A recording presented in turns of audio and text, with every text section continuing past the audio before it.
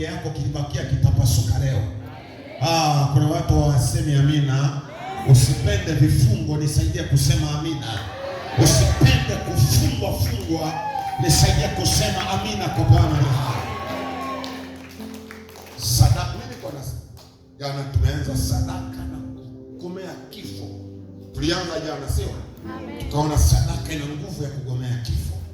Leo tunaenda sadaka na kufunguliwa au kupasuliwa kwa vifungo vya muda mrefu. Kitabu cha Kutoka sura ya 12. Maana nyinyi wasomi wa Biblia sitaki kuwachosha sana, lakini nataka tuanze pale. Kitabu cha Kutoka sura ya 12. Kutoka sura ya 12 unasoma alafu unaketi na Biblia yako.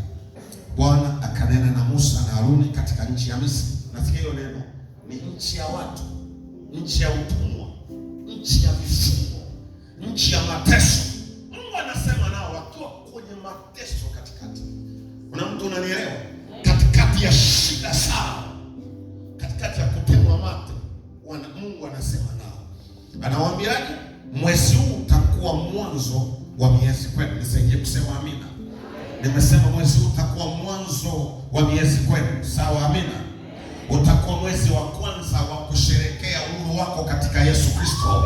Utakuwa mwezi wa kwanza wa kusherekea heshima yako katika Kristo Yesu hai.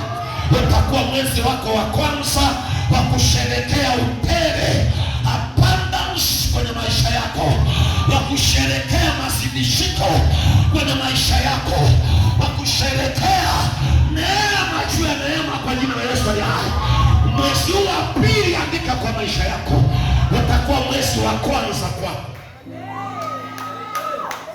Kawaambia wanao mwaka 2026 mwezi wa pili neno la mwaka lilikuwa linasema, na Mungu alileta kakijana kamoja, hiyo siku Mungu aliniwekea mwanzo wa maisha. Mwezi huu utakuwa mwanzo wa mianzo kweli. Hakuna mwanzo mpaka Biblia inasema hapa. Angalia Biblia inasemaje mstari wa 3. Semeni na mkutano wote wa Israeli mkawaambie siku ya 10 ya mwezi huu kila mtu siku ya ngapi? Siku ya 10. Leo ni siku ngapi? Leo ni tarehe ngapi? Tuko siku mbili mbele sio? Watafanyaje? Atatoa mwana kondoo wa hesabu ya nyumba ya baba zake, sio? Mwana kondoo kwa watu wa nyumba. Unaona? Kwa lugha nyepesi watatoa sadaka. Kuna mtu unanielewa? Watatoa sadaka. Mimi na watoa.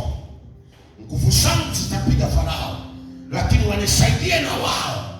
Waandae sadaka. Mungu akushushia wao mwana kondoo na mwana mbuzi. Ile walipaswa wachukue wao. Hao watu wako Misri. Kuna mtu unanielewa? Wako Misri. Naruka maandiko pale. Naruka maandiko sana, naenda mstari wa 12. Biblia inasema, maana nitapita kati ya nchi ya Misri usiku huo, nami nitawapiga wazaliwa wa kwanza wote katika nchi ya Misri, na wa mwanadamu na wa mnyama, nami nitafanya hukumu juu ya miungu yote ya Misri. Mimi ndimi Bwana, na ile damu itakuwa ishara kwenu katika zile nyumba mtakazokuwa. Nami nitakapoiona ile damu, nitapita juu yenu, lisiwepo pigo lolote litakalowaharibu nitakapoipiga nchi ya Misri. Tunaenda sawa sawa? Kwa hiyo inaongelewa sadaka ile na damu yake. Anasema nitakapoiona, wakati na wafungua, wakati na watoa kwenye vifungo, wakati na watoa kwenye utumwa, wakati na watoa kwenye mateso, ile sadaka na damu yake nitakapoiona, nyie mtasherekea, wao wataomboleza, nyie mtasherekea. Wao watakuwa maskini, nyie mtawabariki. Wao watajuta, nyie mtasherekea. Utaongeza na mstari wa 36. Nipeleke media 36, sorry kwa Biblia nisome hapa. Sikia nikwambie, hiyo kitu inaenda na neno. Baraka tele na mazidisho. Hii mwaka hautatoka mikono mitupu kwa jina la Yesu. Nasema mwaka huu hautamaliza mikono mitupu. Mwaka huu utaumaliza na heshima. Mwaka huu utaumaliza na baraka.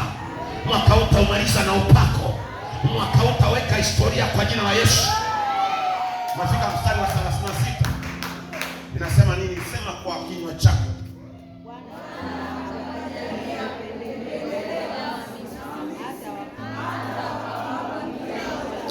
Sadaka unatoa na maombi na changanya, itakupa kila unachokitaka.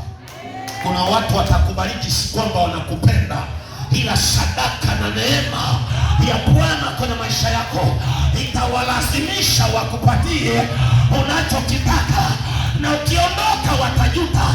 Ilikuwaje tulimpa? Ni ile neema ya Bwana. Sio hapa nimekosea njia na ubiri watu, sio ni watu sahihi. Keti kwa jina la Yesu. Muda wetu umeisha. Sadaka, yani ilikuwa nguvu ya sadaka dhidi ya kifo na mauti na kaburi. Leo tunasogea mbele, tunaongea sadaka, nguvu ya sadaka na kupasuliwa au kufunguliwa kwa kila kifungo kwenye maisha yangu. Naongea sadaka na kupasuliwa kwa kila kifungo kwenye maisha yangu au maisha yangu.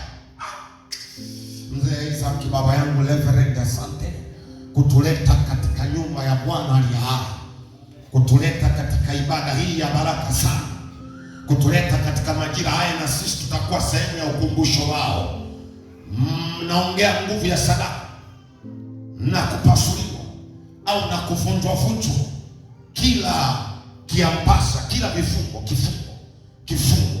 Jamani, Bwana atusaidie. Bwana Yesu atusaidie. Na nitaongeza andiko la Matendo ya Mitume pale, nitapata na pointi mbili baadaye. Matendo ya Mitume sura yake ya 16 kuanzia mstari wake wa 19 mpaka wa 26.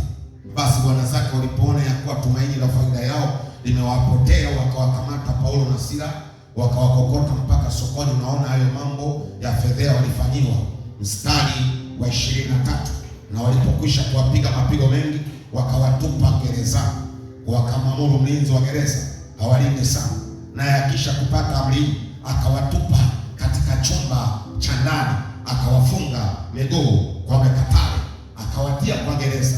Yule akaona sifa, akawaingiza katika chumba cha ndani. Nisikie Biblia hapa, wakiwa gerezani wakapelekwa chumba cha ndani. Wapo kwenye gereza wakaingizwa chumba cha ndani. Kuna mtu anaelewa? Sasa Biblia inasema mstari wa mwisho 26, 25, panapo usiku wa manane. Kwetu itapo usiku wa manane. Ngoma inaanzia saa hizi. Gusa kifua chako, sema ngoma inaanzia saa hizi. Moto unawaka saa hizi. Mikatale inakatwa saa hizi. Makomeo yanapasuliwa saa hizi. Walikofungia hatima yangu wanaitapika. Walikofungia upako wangu wanautapika. Walikofungia baraka zangu wanatapika. Walikofungia heshima zangu wanatapika. Walikofungia kizazi changu wanatapika. Milango inapasuka. Waambie milango itapasuka. Nasema inapasuka sasa. Biblia nasema ghafla. Ilikuwa usiku wa manane ghafla, lakini hapa itakuwa ghafla jioni saa hizi, kabla ya usiku wa manane, kwa jina la Yesu hai. Na ninakuombea itakuwa ghafla leo, wakati unaomba hapa kwa madhabahu. Kuna vitu vitafyatuka kule Kigoma, vitafyatuka Kasulu, vitafyatuka Moshi, vitafyatuka Arusha, vitafyatuka Tabora, vitafyatuka Bukoba, vitafyatuka Dar es Salaam, vitafyatuka Morogoro, vitafyatuka Pwani. Utashangaa. Wengine kama mzigo unaachia, wengine mtasikia wepesi, wengine mtasikia raha, wengine kuna simu za baraka zitaanza kuingia pale kilikuwa kiwezekane, kitaanza kuwezekana. Kama unaamini na mimi nisage kusema amina. Amina za moto sana. Amina, amina, amina, amina, amina, amina, amina, amina. Roho yako Bwana ya sadaka na nguvu yake si ya kupasua mavifu. Amina. Jana nikimbia sikukupatia hata tafsiri ya sadaka. Lakini sadaka ni mlango au njia ambayo Mungu anaitumia kubadilisha maisha yako. kubadilisha historia ya mtu. Andika hivyo vitu inayoenda navyo. Ni mlango au njia Mungu anatumia. Mmoja, kubadilisha historia ya mtu. Hao watu wamekaa kwa utumwa miaka 430. Historia yao wanaitwa watumwa. Historia yao wananuka mateso. Sadaka ni mlango au ni njia Mungu anatumia. Moja, kubadilisha historia ya mtu. Mbili, anatumia kubadilisha historia, inaweza ikabadilishwa na ukawa na jina la kufa. Anabadilisha historia. Mbili, anabadilisha na jina lako, anakupatia jina jipya. Isaya 62:2 anasema nitakupa jina jipya. Hayo anabadilisha historia. Yule alikuita afai, walikuita ombaomba, walikuita maskini, alikuita yule ana magonjwa, alikuita yule mama asiye na mbele wala nyuma, alikuita yule mwanamke ndoa yake yenye shida, alikuita yule kijana ambaye hana mbele wala nyuma. Historia ikibadilishwa na jina, Mungu lazima abadilishe kwa jina la Yesu. Na Mungu akibadilisha jina, anaongeza heshima kwa maisha yako. Historia inabadilika, anakupa jina mpya, anakuongezea heshima.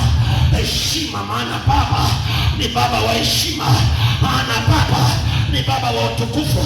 Akibadilisha historia, abadilishe na jina, lazima abadilishe na heshima yako. Walikusalau, anakupatia heshima. Anabadilisha jambo la tatu, heshima, lakini jambo la nne, anakutengenezea mwanzo wa utukufu. Unaita familia, hata tuliongea jana kizazi, anakupa familia bora, familia yenye neema, familia ya heshima, familia mpya nayo kwa jina la Yesu.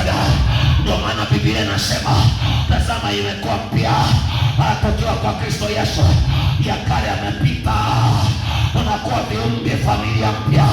Na kuombea kwenye kongamano hili yakaparakaba yakaparabada, Baba usika na maisha yako.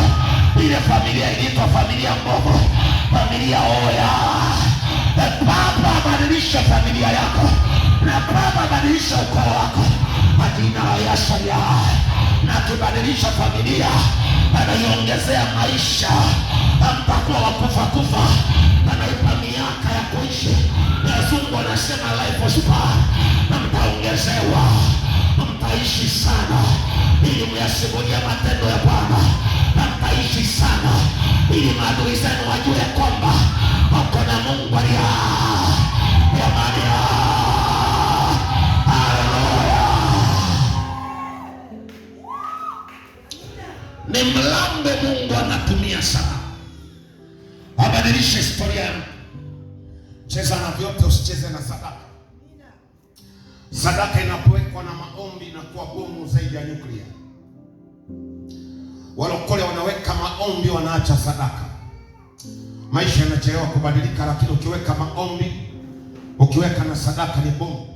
Hakuna shetani wala mchawi anaweza kuzuia. Amen. Nasema tutajifunza sadaka na maombi kwa jina la Yesu aliye hai. Nasema Mungu akupokee kwa jina la Yesu. Yale walizuia, ndio unaona walishindwa kumzuia Kristo Yesu, kwa sababu Yesu maisha yake alikuwa ni maombi. Yesu alikuwa ni sadaka. Wakaweka na jiwe juu ya Yesu Kristo kwenye kaburi lake asitokee.